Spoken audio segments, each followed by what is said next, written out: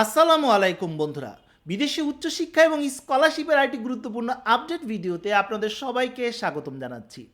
বন্ধুরা, গত পর্বে আমরা আলোচনা করেছিলাম হাঙ্গেরি সরকারি স্কলারশিপটি এবং ভিডিওতে বলেছিলাম হাঙ্গেরি যে সরকারি স্কলারশিপ যেটার বিজ্ঞপ্তি আমাদের শিক্ষা মন্ত্রণালয়ে ইতিমধ্যে প্রকাশ করা হয়েছে।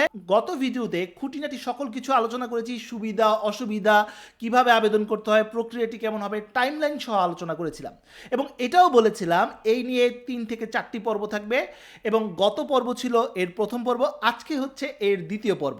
আজকে মূলত আমরা ডকুমেন্টস নিয়ে আলোচনা করব, অর্থাৎ এই স্কলারশিপে আবেদন করার জন্য আপনার কি কি ডকুমেন্টস প্রয়োজন হবে।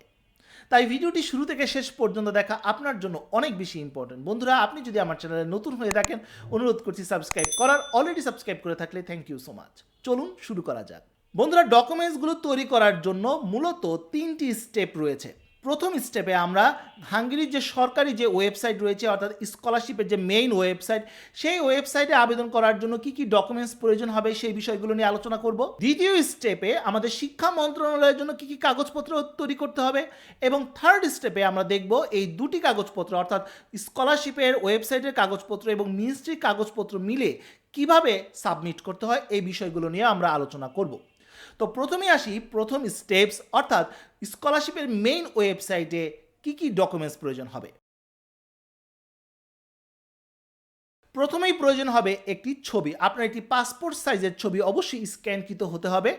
আর এখন স্ক্যান করা খুবই সহজ, চাইলে যে কোনো কম্পিউটারের দোকান থেকে করে নিতে পারেন এবং চাইলে আপনার মোবাইলে বিভিন্ন অ্যাপস রয়েছে, এমনকি আপনার মোবাইলে থাকা বিভিন্ন অ্যাপস দিয়েও আপনি এই স্ক্যানটা সেরে নিতে পারবেন। আপনার একটি পাসপোর্ট সাইজের ছবি স্ক্যানকৃত হতে হবে। আর পাসপোর্ট সাইজের যে ছবিটি আপনি আপলোড করবেন সেটা যেন ব্যাকগ্রাউন্ড কালারটি একটু হালকা কালার হয়। আপনারা নিশ্চয়ই স্ক্রিনে দেখতে পাচ্ছেন ব্যাকগ্রাউন্ড সাদা বা হালকা কালারের হলে ভালো হয়। দ্বিতীয় যে ডকুমেন্টস হবে সেটি হচ্ছে আপনার একাডেমিক ডকুমেন্টস, অর্থাৎ আপনার নম্বরপত্র এবং মার্কশিট। আপনার যতগুলো নম্বরপত্র আছে সেগুলো প্রয়োজন হবে এবং মার্কশিট যতগুলো আপনার কাছে আছে সবগুলি দরকার হবে এবং অবশ্যই স্ক্যানকৃত কপি। আর এক্ষেত্রে একটি কথা বলে রাখি, যারা অনার্সের জন্য আবেদন করবেন তাদের অবশ্যই এইচএসসি পর্যন্ত কাগজপত্র প্রয়োজন হবে। যারা মাস্টার্সের জন্য আবেদন করবেন তাদের অবশ্যই অনার্স পর্যন্ত কাগজপত্র দরকার হবে। আর যারা পিএইচডিতে আবেদন করবেন তাদের অবশ্যই মাস্টার্স পর্যন্ত সকল কাগজপত্র দরকার হবে, অর্থাৎ মার্কশিট এবং সার্টিফিকেট। এখন অনেকেই হয়তো বা আমাকে প্রশ্ন করবেন, ভাইয়া সার্টিফিকেটগুলি কি অ্যাটেস্টেড করে তারপর আমাকে অনলাইনে আপলোড করতে হবে? না, এখানে শুধুমাত্র আপনার যে মেইন সার্টিফিকেটগুলো বা নম্বরপত্র রয়েছে সেটাকে স্ক্যান করে অনলাইনে আপলোড করে দিলেই চলবে। ইনশাল্লাহ এই নিয়ে আমার আলাদা একটা ভিডিও থাকবে। তৃতীয় ডকুমেন্টসটি খুবই গুরুত্বপূর্ণ, এটি হচ্ছে আপনার পাসপোর্ট। পাসপোর্ট দিয়ে আবেদন করা যাবে। এখন অনেকেই হয়তো আমাকে প্রশ্ন করবেন, ভাইয়া পাসপোর্ট ছাড়া কি আবেদন করা যায় না? অবশ্যই পাসপোর্ট ছাড়া আপনি আবেদন করতে পারবেন, অর্থাৎ এনআইডি বা জন্ম নিবন্ধনের ইংরেজি ভার্সন দিয়েও আপনি আবেদন করতে পারবেন।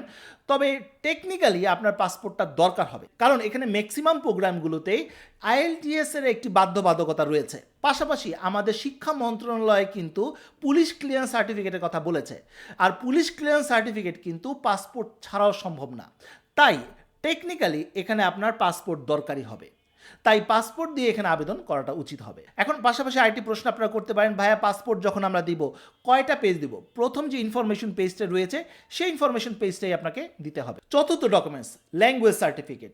আপনার আইএলস, টোফেল বা এমওয়াই, অর্থাৎ বিশেষ করে আন্ডারগ্রেডের জন্য আইএলসটা বেশি প্রয়োজন হয়। মাস্টার্সে কিছু সাবজেক্ট রয়েছে যারা এমওয়াই অ্যাকসেপ্ট করে। অবশ্যই যখন প্রোগ্রামগুলো সিলেক্ট করবেন তাদের রিকোয়ারমেন্টগুলো চেক করবেন যে কোন প্রোগ্রামগুলো তারা আইএলস চাচ্ছে, কোন প্রোগ্রামগুলো আইএলস চাচ্ছে না। এবং আরেকটি কথা জানিয়ে রাখি, আমাদের যে শিক্ষা মন্ত্রণালয়ে যে বিজ্ঞপ্তি এসেছে এবং সেখানেও কিন্তু বলা হয়েছে যাদের ভাষা সার্টিফিকেট থাকবে তাদের অগ্রাধিকার দেওয়া হবে। এর অর্থ এই না যে আইএলটিএস ছাড়া আপনি আবেদন করতে পারবেন না, অবশ্যই আপনি আবেদন করতে পারবেন, তবে আইএলটিএস যাদের আছে তাদেরকে বেশি অগ্রাধিকার দেওয়া হবে, এমনটা আমাদের শিক্ষা মন্ত্রণালয়ের ওয়েবসাইটেও বলা হয়েছে। পঞ্চম ডকুমেন্টস মোটিভেশন অথবা সোপ, অর্থাৎ স্টেটমেন্ট অফ পারপাস প্রয়োজন হবে। 1 পৃষ্ঠার মধ্যে 1000 থেকে 1200 ওয়ার্ডের মধ্যে আপনাকে হয়তো বা লিখতে হবে, এটা প্রোগ্রামের উপর ডিপেন্ড করছে।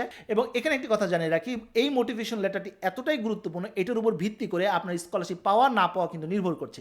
মোটিভেশন লেটার নিয়ে আমার আলাদা একটি ভিডিও রয়েছে, চাইলে সেই ভিডিওটি দেখে নিতে পারেন। সেখানে আমি বিস্তারিত আলোচনা করেছি কিভাবে মোটিভেশন লেটার তৈরি করতে হয়, প্যাটার্নটা কেমন হবে, কি কি জিনিস ইনক্লুড থাকতে হয়, সব কিছু।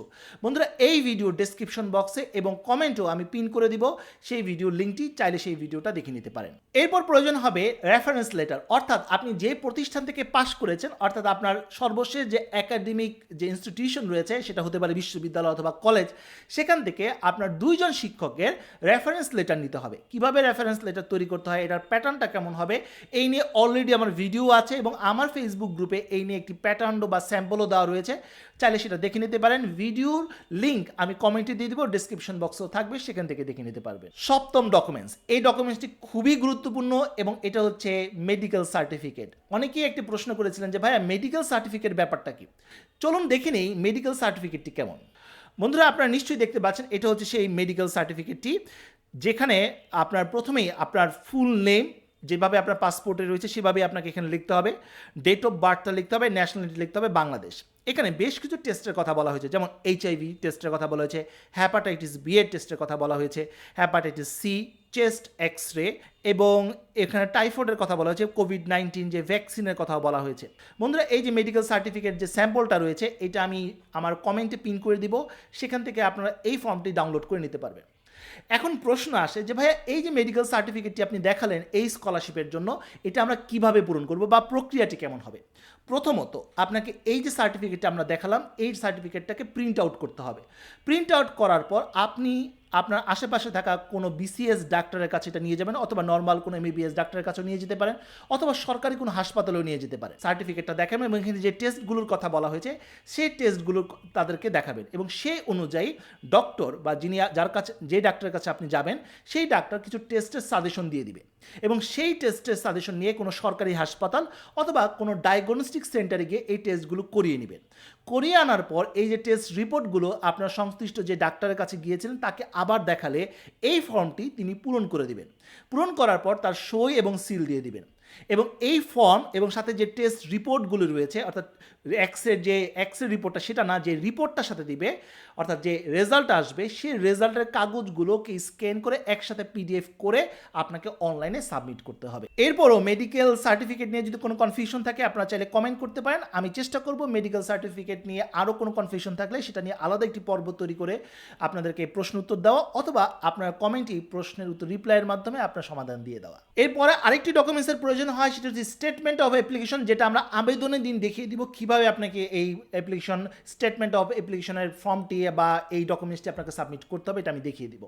তো এই হচ্ছে বেসিক 8টি ডকুমেন্টস, যে 8টি ডকুমেন্টস আপনার প্রয়োজন হবে, সেটা আপনি অনার্সে আবেদন করুন, মাস্টার্সে আবেদন করুন বা পিএইচডিতে আবেদন করুন। এখন কিছু এক্সট্রা ডকুমেন্টসের কথা বলবো, যে ডকুমেন্টসগুলো বিশেষ বিশেষ ক্ষেত্রে দরকার হবে, যেমন রিসার্চ প্রপোজাল। যারা মাস্টার্সে বা পিএইচডিতে আবেদন করবেন তাদের হয়তো বা রিসার্চ প্রপোজালের দরকার হবে, যারা অনার্সে আবেদন করবেন তাদের জন্য প্রয়োজন হবে না। রিসার্চ প্রপোজাল নিয়ে আপনারা যদি গুগল করেন তাহলে অনেক প্যাটার্ন পেয়ে যাবেন, অনেক ধরন পেয়ে যাবেন, ইউটিউবে অনেক ভিডিও রয়েছে, চাইলে সেগুলো দেখে নিয়ে সেই অনুযায়ী একটি রিসার্চ প্রপোজাল আপনারা তৈরি করতে পারেন, তবে অবশ্যই এটা পিএইচডির ক্ষেত্রে বেশি প্রয়োজন হয়। এই হচ্ছে পিএইচডির জন্য এক্সট্রা ডকুমেন্ট। এছাড়াও কিছু এক্সট্রা ডকুমেন্ট রয়েছে, যে ডকুমেন্টসগুলো আপনি যদি সাবমিট করতে পারেন তাহলে খুব ক্লিয়ারভাবেই বলা যায় অন্য শিক্ষার্থীদের তুলনায় আপনি অনেক এগিয়ে থাকবেন। এর মধ্যে প্রথমটি হচ্ছে ভলেন্টারি কোনো কাজে যদি আপনি যুক্ত থাকেন বা কোনো সার্টিফিকেট থাকে, কোনো অ্যাচিভমেন্ট যদি থাকে, কোনো অ্যাওয়ার্ড উইনিং হয়েছে আপনার, সেই কাগজপত্র যদি থাকে, পাশাপাশি আপনার যদি কোনো জব এক্সপিরিয়েন্স থাকে, সেটা পার্ট টাইম হোক ফুল টাইম হোক, সেই কাগজপত্র যদি থাকে বা সার্টিফিকেট থাকে তাহলে অবশ্যই আপনি অন্য শিক্ষার্থীদের তুলনায় এগিয়ে থাকবেন। আর সর্বশেষ যে ডকুমেন্টসের কথা বলবো সেটা হচ্ছে সিভি। চাইলে এখানে ইউরোপাস ফরম্যাটের একটি সিভি দিতে পারেন এবং সেই সিভির মধ্যে আপনার অ্যাচিভমেন্টের তথ্য উল্লেখ করতে পারেন, তাহলেই আপনার অ্যাপ্লিকেশনটি একটি পরিপূর্ণ অ্যাপ্লিকেশন হবে। এবারে আসবো আমরা স্টেপ 2, অর্থাৎ আমাদের শিক্ষা মন্ত্রণালয়ে কী কী কাগজপত্র জমা দিতে হবে। প্রথম কাগজটি হচ্ছে অ্যাপ্লিকেশন ফর্ম। এখন আপনারা যখন স্কলারশিপের ওয়েবসাইটে আবেদন করবেন, আবেদনটি সাবমিট করার পর একটি পিডিএফ আপনাকে দিবে, অর্থাৎ পূরণকৃত ফর্মের একটি পিডিএফ আপনাকে দিবে। সেই পিডিএফটি অবশ্যই আপনাকে প্রিন্ট আউট করতে হবে এবং নিজের কাছে সংরক্ষণ করতে হবে।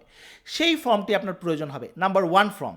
দ্বিতীয় ফর্মটি হচ্ছে আমাদের শিক্ষা মন্ত্রণালয়ের একটি বিশেষ ওয়েবসাইট রয়েছে, সেখানে গিয়েও আরেকটি ফর্ম পূরণ করতে হবে। ফর্মটি পূরণ করার পর আরেকটি পিডিএফ আপনাকে দিবে, তার মানে 2টি ফর্ম থাকবে, একটি হচ্ছে স্কলারশিপের ফর্ম, আরেকটি হচ্ছে আমাদের মিনিস্ট্রি অফ এডুকেশনের ফর্ম। এই 2টি ফর্ম সাথে আপনারা স্কলারশিপের ওয়েবসাইটে যে ডকুমেন্টসগুলো আপনি আপলোড করেছেন, অর্থাৎ আপনার certificate, reference letter, language certificate সহ নানা যে কাগজপত্রগুলোর কথা এতক্ষণ বললাম, সেই সকল কাগজপত্র দরকার হবে। তবে এখানে অর্থাৎ মিনিস্ট্রিতে জমা দেওয়ার ক্ষেত্রে আপনার সার্টিফিকেট এবং নম্বরপত্র অবশ্যই সত্যায়িত হতে হবে।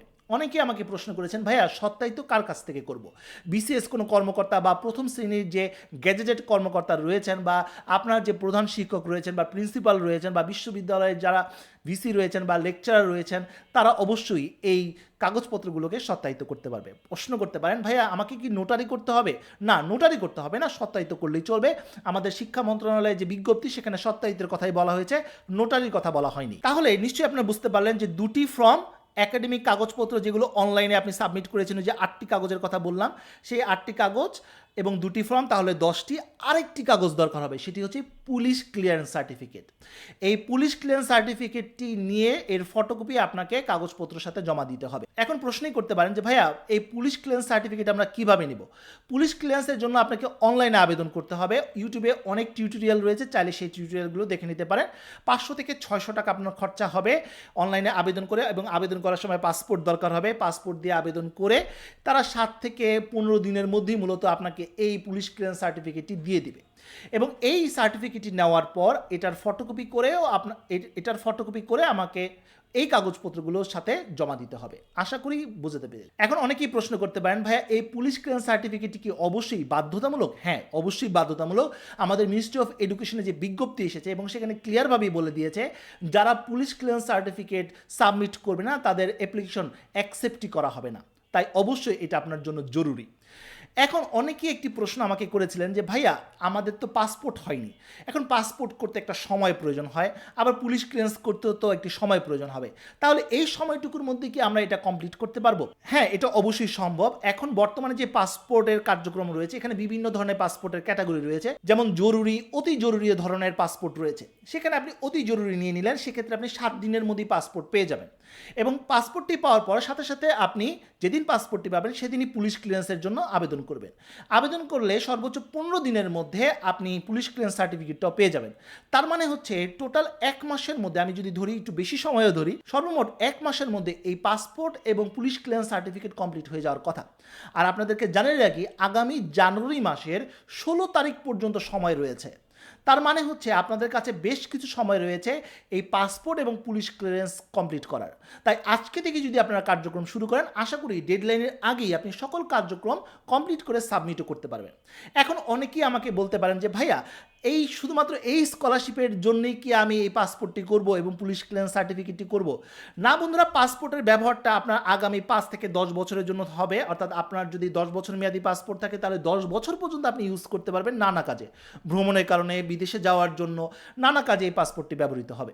দ্বিতীয়ত হচ্ছে পুলিশ ক্লিয়ারেন্স, এটারও কিন্তু ব্যাপক ব্যবহার রয়েছে। কিছুদিনের মধ্যে এই ব্রুনাই সরকারি স্কলারশিপ পাবলিশড হবে বা সার্কুলার প্রকাশ হবে, এছাড়া আরও বেশ কিছু সার্কুলার দিবে, সেখানে কিন্তু এই পুলিশ ক্লিয়ারেন্স সার্টিফিকেটটি দরকার হবে। তার মানে এখন যদি আপনি একবার এই দুটি পেপারস কালেক্ট করতে পারেন, অর্থাৎ পাসপোর্ট এবং পুলিশ ক্লিয়ারেন্স, তাহলে পরবর্তী অনেক স্কলারশিপের জন্য, গভর্নমেন্ট স্কলারশিপের জন্য আপনার কাজ করতে বা সাবমিট করতে অনেক বেশি সুবিধা হবে।